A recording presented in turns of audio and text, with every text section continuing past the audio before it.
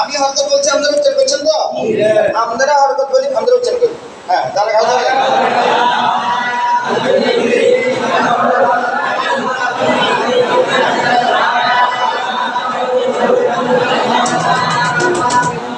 এরপরে হরকত বলা লাগবে। শুনছেন?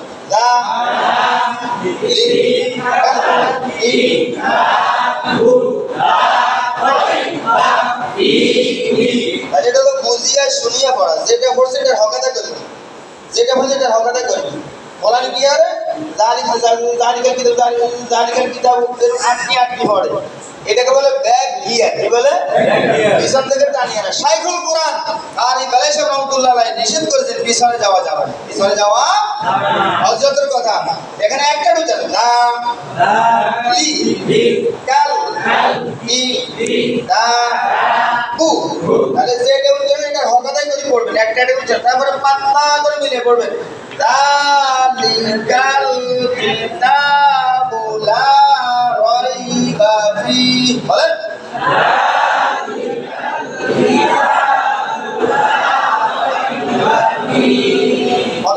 যখন করছেন ভুল আসার কোনো সুযোগ আছে?